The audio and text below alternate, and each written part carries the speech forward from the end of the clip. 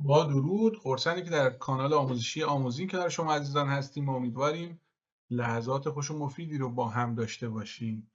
امروز فروش آنلاین بخش جدایی ناپذیری از هر کسب و کاریه و امکان داره که بخش زیادی از این فروشگاه‌های حضوری که میشناسیم یا شاید هم همشون به زودی تعطیل بشن، چون که صرفه‌ای برای بازنگه داشتنشون وجود نداره. با وجود فروشگاه آنلاینی که الان هستن، فروشگاه آنلاین و امکانات متنوع و جذابی که دارن ارائه میدن.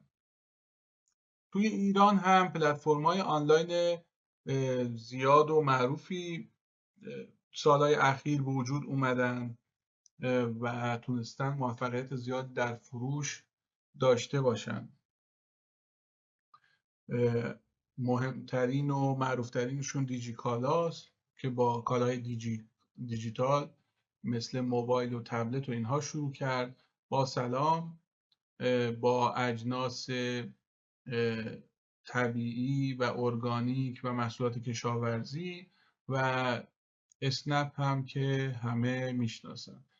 حالا کارمزدایی که این پلتفرم‌ها دریافت میکنن از صاحبان کسب و کار رو مشاهده میکنید. 30 تا 40% دیجیکالا، با سلام 8 تا 10% و اسنپ 6.5%. البته همش کارمزد نیست، بخصوص برای دیجیکالا که هزینه انبارداری، پردازش، حمل و نقل و اینها رو داره، ولی خب 1% خیلی چشمگیری هست از قیمت کالایی که در این پلتفرم به فروش میره.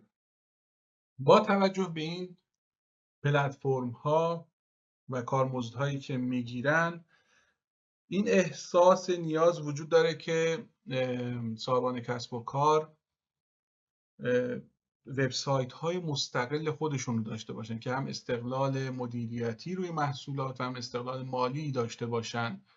حالا نسبی میشه گفت نه تمام محصولاتشون رو بخوان از توی این پلتفرم ها حذف کنن، ولی بخشی از محصولاتی که دارن رو باید بهتر هستش که خودشون مدیریت بکنن به لحاظ مالی.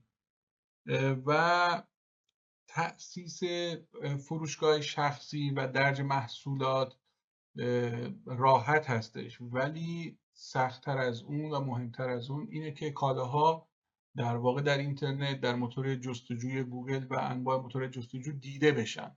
و با توجه به سئو های قدرتمندی که دارن این پلتفرم‌های فروش که قبلا اسمشون رو بردیم دارن، خیلی سخت هست بشه با اونها رقابت کرد و نیاز هست به افراد متخصص برای اینکه محصولات ما بیشتر به نمایش در بیاد. حالا بهترین راه و منصفانه ترین راه برای سئو کردن محصولاتمون همین سایت تروب هستش. یعنی شما سایت شخصی خودت رو داشته باشی، توی تروب بری سایت ثبت نام کنی و باعث میشه که محصولاتت کم کم و فروشگاهت رشد بکنه، در موتور جستجوی گوگل بیشتر دیده بشه و فروشت افزایش پیدا بکنه. و این سئو کردن رو تروب به ازای کلیک محصول دریافت میکنه که قیمت منصفانه ای هم داره و معمولا این کار مثلا طی 3 تا 6 ماه بسته به نوع محصول، معمولا فروشگاه شخصی در جستجوها بالا میاد و فروش قابل قبولی رو پیدا میکنه. توی تروب، موتور جستجوی تروب، الان عرضم به خدمت شما که بیش از 100,000 الان فروشگاه ثبت شده، میلیون ها محصول هست و یک پایگاه داده و یک موتور جستجوی خیلی خوبی هست برای مقایسه قیمت محصولات و یک پلتفرم مطمئنی هست هم برای خریداران و هم برای فروشندگان.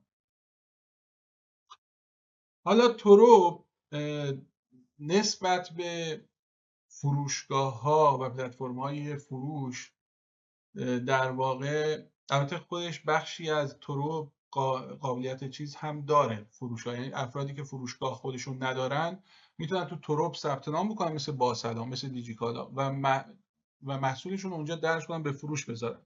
حالا در مقایسه با پلتفرم‌های دیگه، تروب یه ایرادی داشت که خرید و فروش توش نقدی بود و از سایر رقبا از این موضوع عقب افتاده بود. به تازگی اومده یه طرحی رو تروب راه اندازی کرده به اسم تروب پی که یه طرح خیلی جالبی هستش و مزایای زیادی داره برای مشتریان. 4 قسطه است و بدون کارمزد، یعنی در مقایسه با طرحهای پلتفرم‌های دیگه که هر کدوم قیمت نقدی با قسطیش فرق می‌کرد، اینجا قیمت نقد و قسطش یکی است، یعنی کارمزدی روی محصول این پلتفرم دریافت نمی‌کنه. یه مزیت دیگه هم که داره، از مشتری چک سفته ضامن نمیگیرن و طرف رو فقط اعتبار سنجی میکنن که چک برگشتی نداشته باشه و قسط معوقه چیزی نداشته باشه و اعتبار رو بهش تخصیص میدن برای خرید کالا.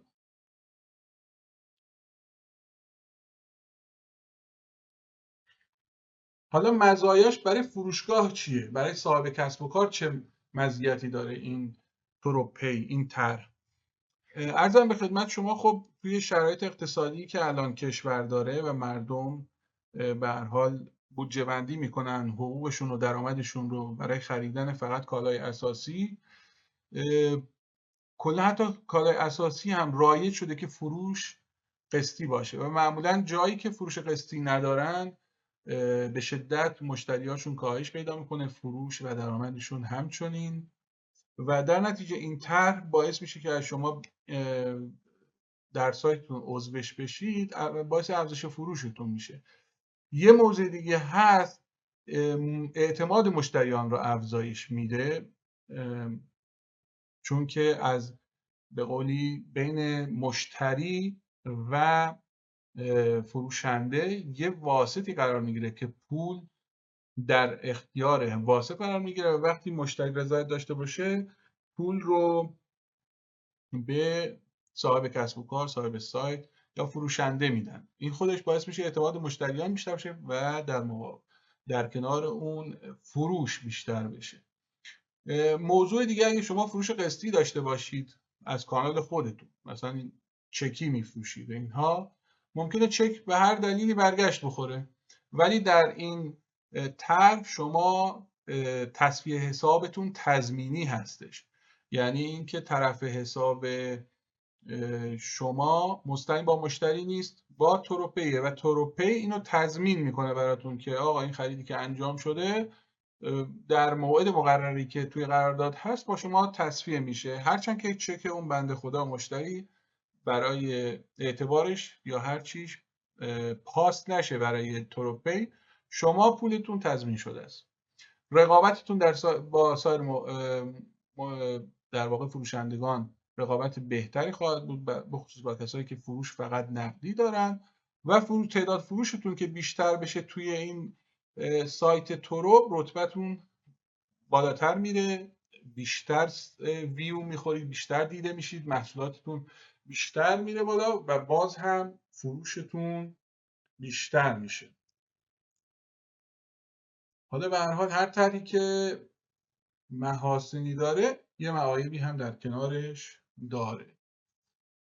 این طرح قسطی برای تمام محصولات توی سایت شما اعمال میشه و نمیتونید مثلا یه محصول رو مستثنا کنید، بگید آقا اگه نمیخواید یه محصولی تو سایتتون مثلا قسطی اونو بفروشید، باید از فروشگاهتون حذفش کنید یا ناموجودش کنید، چون که این طرح برای تمام محصولات اعمال میشه.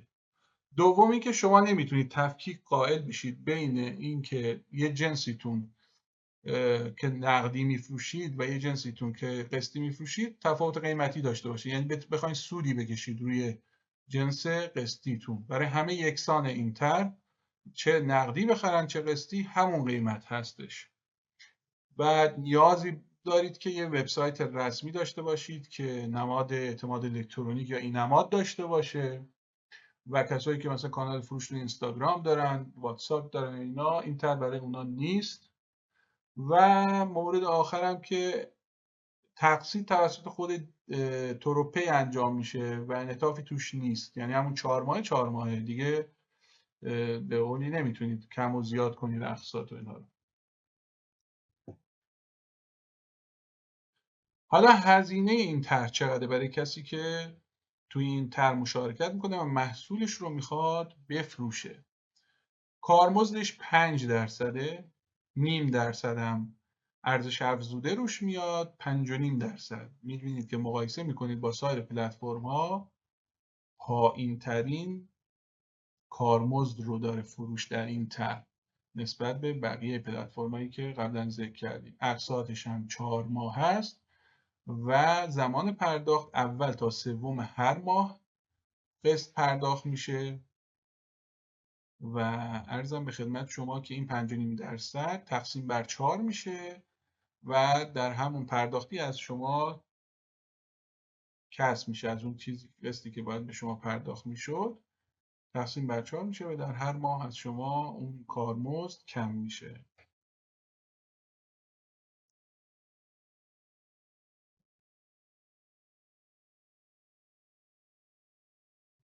حالا بریم نصب افزونه تروب رو انجام بدیم. آقا قبلش برای حمایت از ما که بتونیم آموزش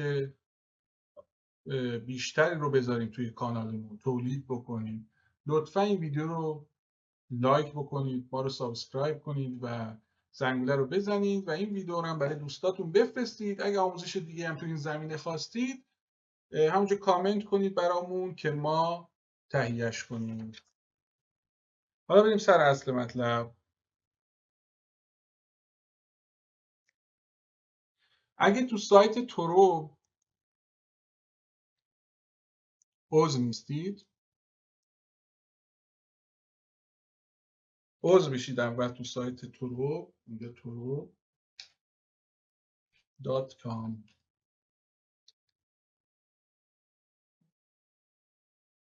این قسمت با یک شماره موبایلی که مربوط به خودتون هست ثبت نام بکنید.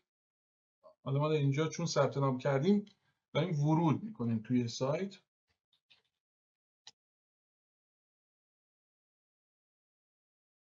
ببینید این قسمت بالا مربوط به کسایی که خریدارن، یعنی دسته‌بندی‌های مختلف اجناس هست برای خرید و این قسمت مربوط به فروشگاه دارا هستش.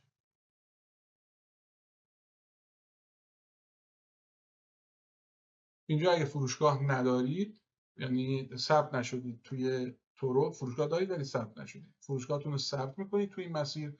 فروشگاه اینترنتی دارید، این تیکو میزنید و میرید ثبت نام میکنید، آدرسش رو میزنید، تعداد محصولی که احتمالاً میخواید درج بکنید توی سایتتون، اسم فروشگاه به فارسی، نماد الکترونیک دارد یا ندارد، یا نه من اصلا فروشگاه ندارم میخوام توی تورو بفروشم.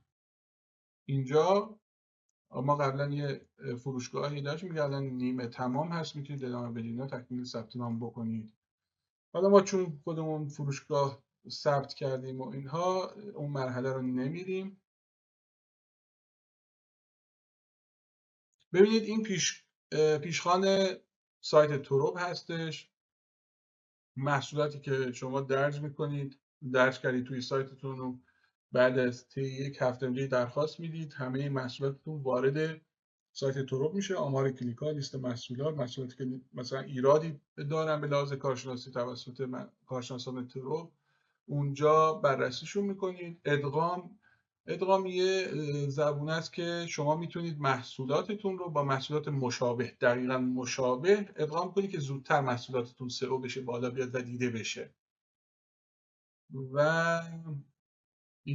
این قسمت مربوط به درگاه قسطی تروپی هستش که اینجا شما درخواست میدید. حالا چون ما درخواست دادیم تایید شده، اینجا به این فرم نبوده. در ابتدا اینجا شرایط همکاری رو مطالعه میکنید، بعد اسکرول میکنید تا آخر خوندید و اینا، تیک همکاری رو میذارید و درخواست میدید. الان ما زدیم تایید شده و بعد از تایید یک دونه پیامی توی پشتیبانی براتون میاد که شامل اطلاعات فعال کردن افزونه تروپی هستش توی این قسمت پشتیبانی.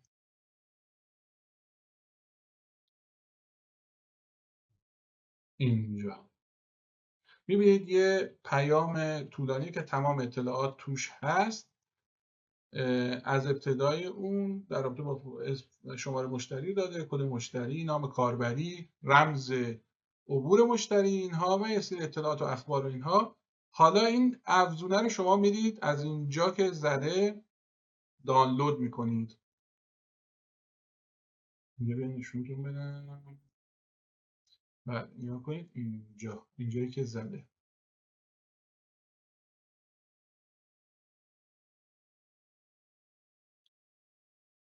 خب اینو میزنیم دانلود.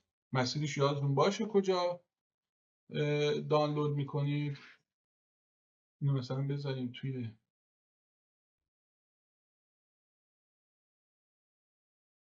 میزنیمش توی دسکتاپ. یه فایل رو درست میکنیم مثلا توروپی که فقط یادمون باشه توروپی.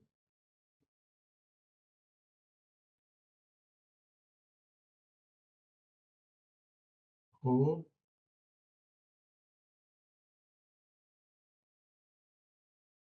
حالا این که دانلود کردیم میریم توی سایت وردپرسیمون و تو قسمت پیشخوانش حتما یوزر پسوردشون داریم و اینها و میریم تو قسمت افزونه ها. این قسمت افزونه ها یه شکل دو شاخه ای هم داره کنارش. افزودن افزونه رو کلیک میکنیم و در این قسمت افزودن افزونه دوباره ما هایلایتش بکنم دیده بشه. نکنید اینجا افزودن افزونه. خب بارگذاری رو میزنیم اینجا، چوز فایل رو میزنیم و میریم توی توروپی همینجوری که هست به صورت فایل زیپه، همینجوری نمیخواد در واقع اکسترکتش کنید ازش بیارید بیرون، همینجوری اینو انتخاب میکنیم و همکنون نصب کنید رو کلیک میکنیم. در حال نصب افزون از پرونده این. خب وایسید اینجا تموم بشه.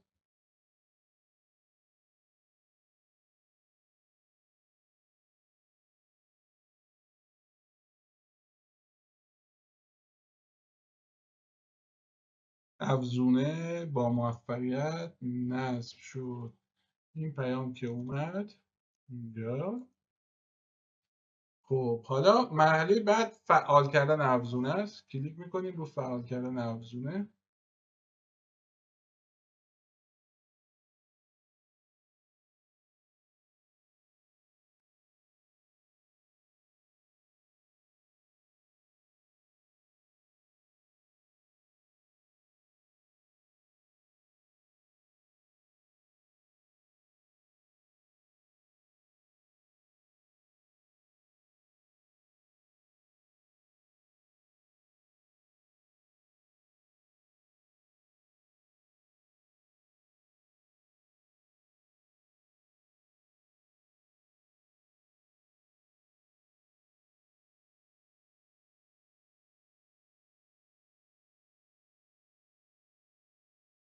خب اینجاست توروپی ووکامرز گتوی. اینجا میذاریم روی تنظیمات.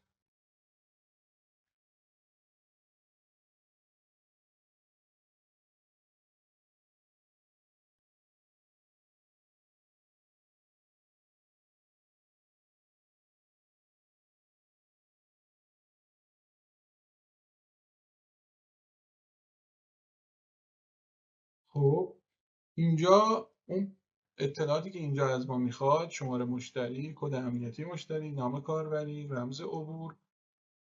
خب فعالسازی انتخاب خودکاره.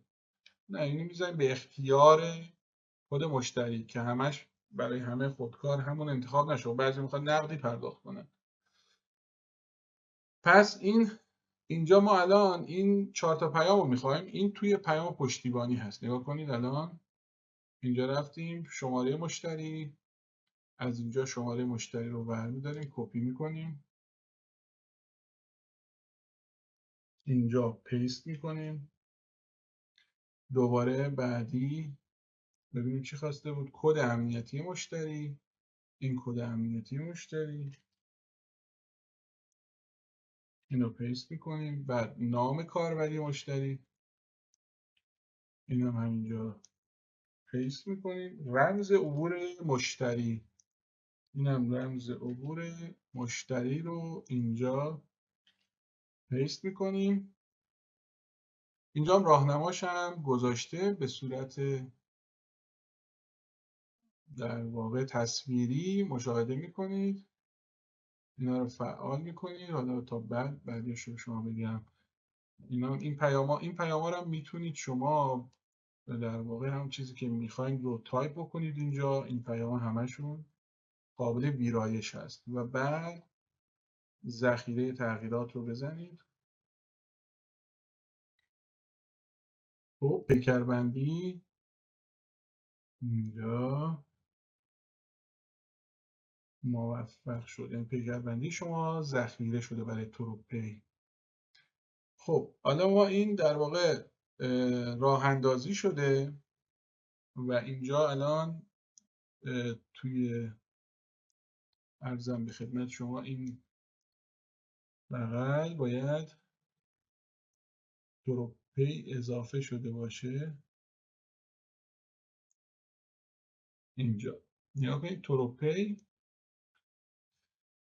اینجا اضافه شد. سفارشات، شرکت در کمپین. شرکت در کمپین هم شما اینو در سری بعد اگه خواستین این باعث میشه که به مشتریایی که قبلا داشتین یه پیامی ارسال، یه محاسبه‌ای میکنن که هر کدوم چقدر اعتبار میتونه بهش اختصاص پیدا کنه. بعد بهشون میتونید پیام بدید و تشویقشون کنید خرید بکنن به صورت قسطی و بازم فروشتون رو افزایش بدید. یه قسمتی داره اینجا خیلی مهم هستش، این رو حتما مطالعه بکنید. پشتیبانی کلیک میکنم ببینید.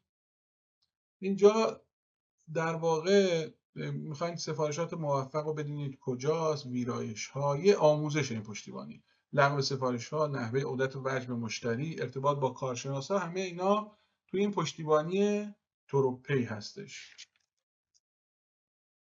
یه نکته هم که خیلی مهمه عرض کنم به خدمت شما اگه یه سفارشی از تروپی به صورت قسطی داشت، حالا به هر دلیلی مشتری اومد کنسل کرد، اونو لغو کرد سفارششو، شما هیچ وقت نباید کارت به کارت کنید برای طرف اون مبلغ و مثلا عودت داد جنس یا هر چی. طرف حسابش تروپی هست، شما نباید هیچ گونه مبلغی برای مشتری جابجا بکنید. بعد سفارش‌های موفق هم در پنل تروپی با این عنوان نگاه کنید، به این شکل نمایش داده میشه. این پیام زرد، این اگه تراکنش موفقی بود به این شکل توی پنل تروپی. حالا پنل تروپی کجاست؟ نگاه کن، این پیام رو راستی یه چیزی بگم، این پیام رو وقتی براتون اومد یه جای دیگه ذخیره کنید، چون این به خاطر امنیتی بودن به زودی حذف میشه این پیام از اینجا و شما باید حتما یه جای دیگه این رو سیو کرده باشید برای پیکربندی. یه وقتی ابزاراتون رو آپدیت میکنید اطلاعاتتون بپره، این یوزر نیم پسورد و اطلاعات کاربری اینا همه رو میخواد. خب حالا پنل تروپی کجاست؟ این لینکه، روش کلیک میکنید، یه همچین صفحه‌ای برای شما میاد. بعد چی میخواد؟ نام کاربری میخواد و رمز عبور. حالا نام کاربری و رمز عبور شما، این نام کاربری